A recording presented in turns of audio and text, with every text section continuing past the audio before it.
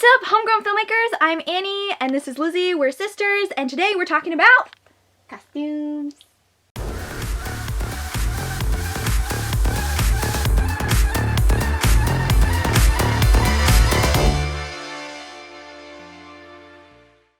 If you guys follow Rogue Zohu on our Facebook at all, or if you've just been keeping up with things, if you've seen my last couple of vlogs, you know that we've been gearing up for a shoot, and we actually already did the shoot for our new short film, Save Lives, Apologize. If you'd like to know more about that film, Lizzy and I talked quite a bit about it in my first vlog, which is titled A Production Meeting. So if you want to know more about it, go check that video out. But today, as promised, we are talking about the costumes for the film, which Lizzy was in charge of the costumes.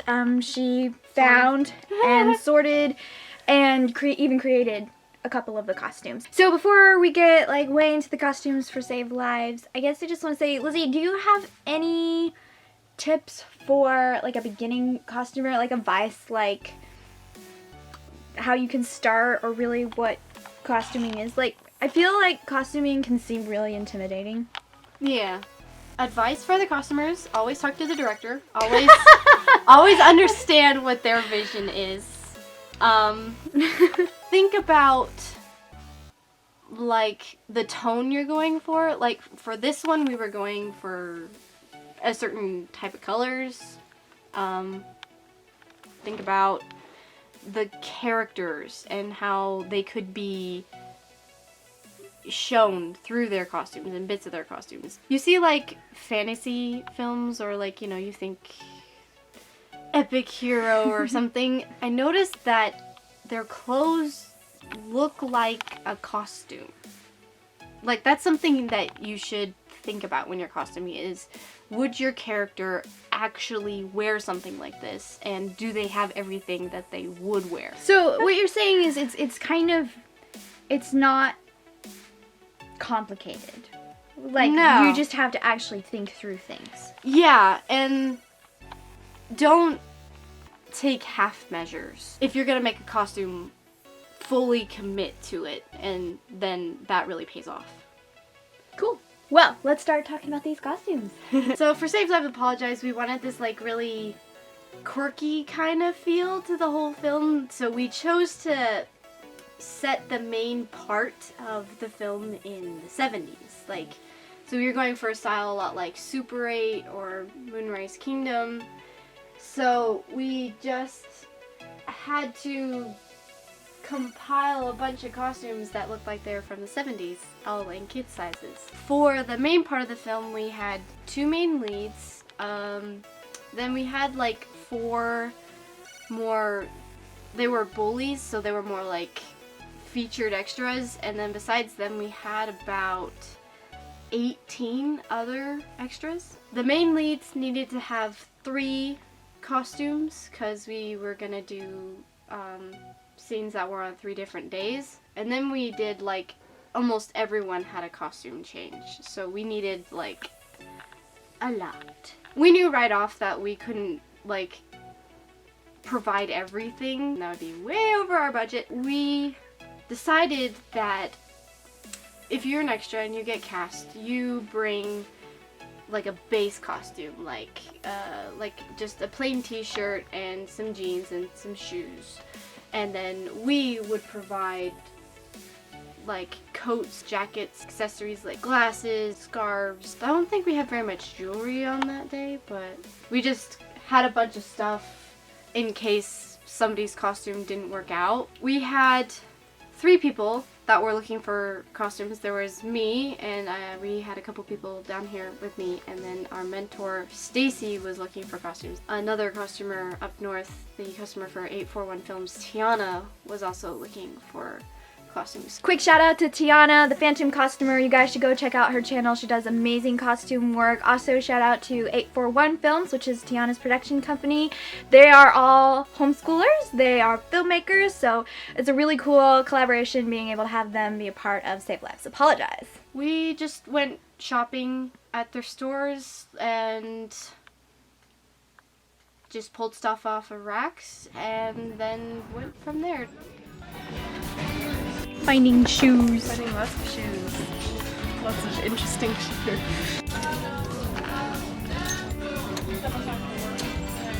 We found stuff! Ooh. Do we just want to all throw it in and then go through it later? Yeah, Okay. throw whatever you find. Okay.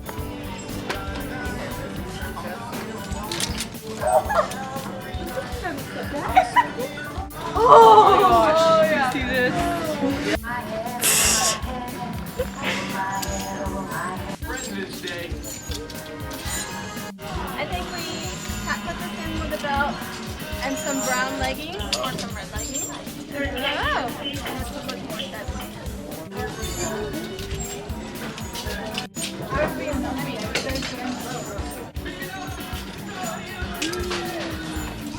So what is the color scheme for that we're looking for?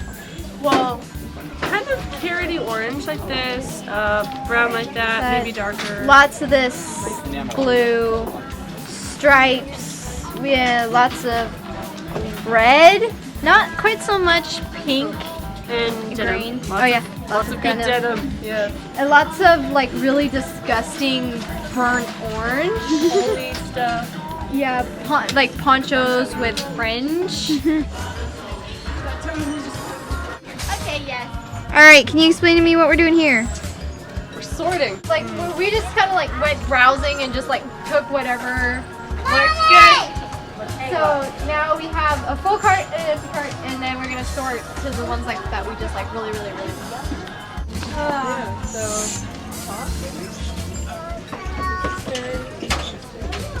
is it too big for like the kids are gonna have them? Yeah, unless too big was in fashion.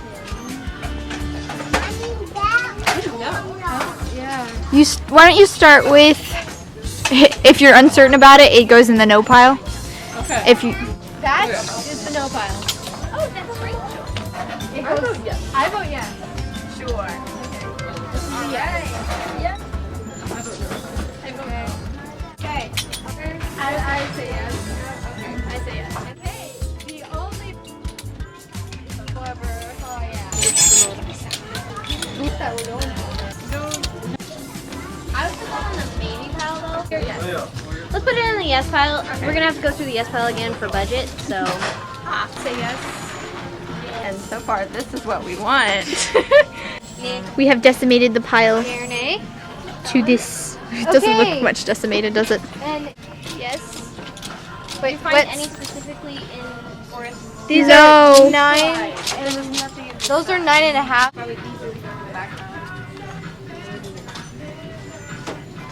Ta-da! We've lowered it down to How much was it again? $68.50. $68.50. Hey, so we're over here in the belts and bags, just checking things out, trying to find some accessories. And we found some things. Let's see. We found, I can't see, hang on. We found a scarf, headscarf, and some glasses there. We found some neon orange tall socks and another headscarf. And apparently we found Simon's glasses for when he's old. I think these are for when he's younger and these are for when he's older. Cool. We're done!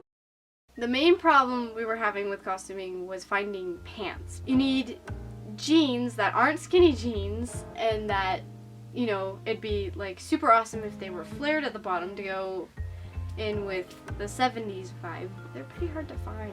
Though one of our extras did find some vintage 70s jeans that were flared at the bottom, and that was cool.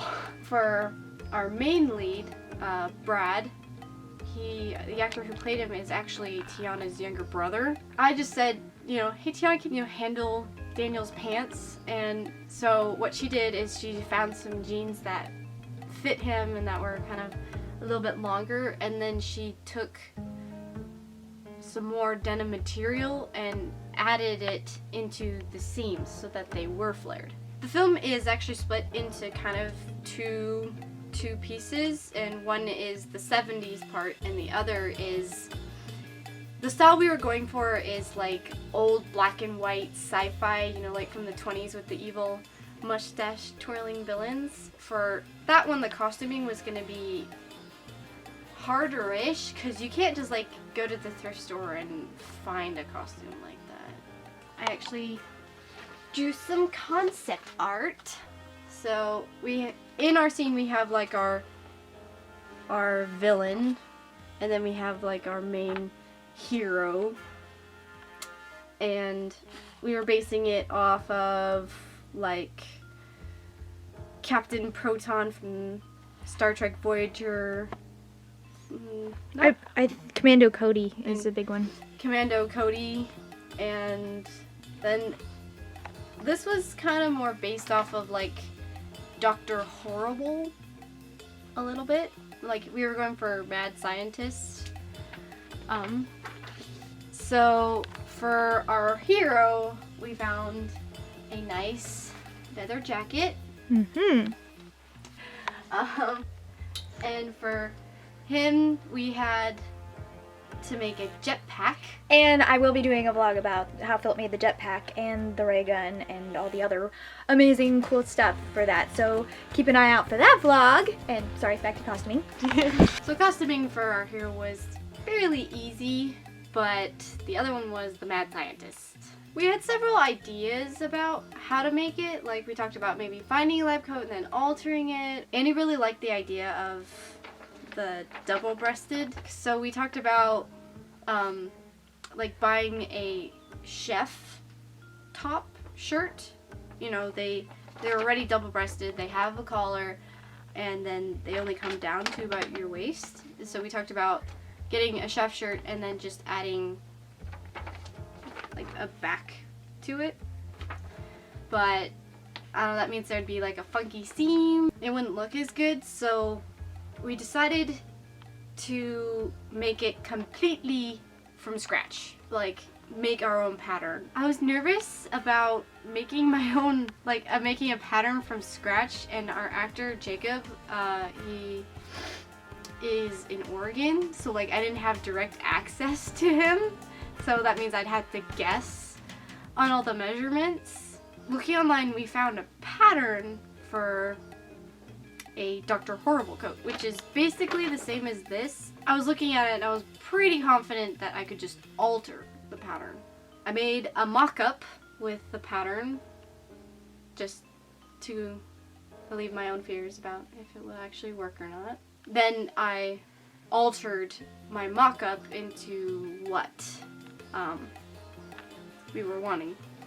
First time ever using a pattern for me, and that sounds really weird. Like everything I've ever made has been like completely from scratch. Like I made it up completely out of my own head. So it was first experience using a pattern. I was a little bit nervous because I was like, is this actually gonna work? Now I trust patterns. That's what I did. Can we see the coat? So this is the final thing. It's very wrinkled because it got stuffed in a box after production. I finished it like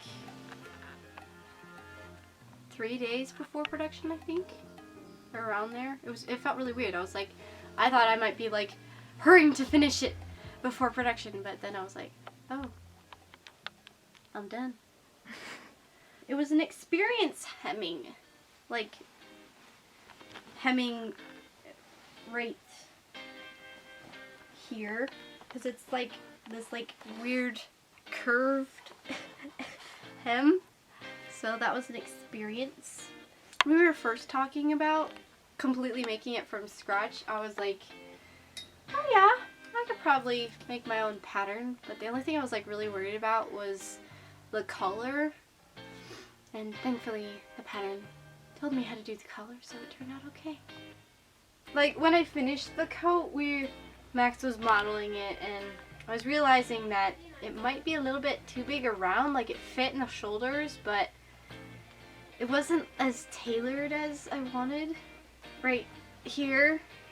So in order to make it fit Max, you know, it kind of had to be bunched up in the back. Going into shooting, I was pretty sure that we'd have to alter the back and scrunch it up in the back, which would be okay, because, you know, then it would look, you know, there'd actually be something on the back instead of just straight plain nothing, and it made the back of the coat sway a bunch more when it was all bunched up. So I was like halfway hoping that it would be too big. So we got there on the day. It turned out to be a little bit too big. Tiana altered the back right there on set. I had brought leftover fabric, and she hand sewed this little thingy and then sewed it on so that it fit. Another thing that I was unsure about was the length of the sleeves, but that was okay because we had these lovely, huge black gloves that would cover up the sleeves if they were too long and too short. And oh my gosh, these gloves are like so huge. Jacob had to wear like another pair of gloves inside them just to make his hands like sort of kind of fit. It's like it's like my finger is there because the gloves are so huge.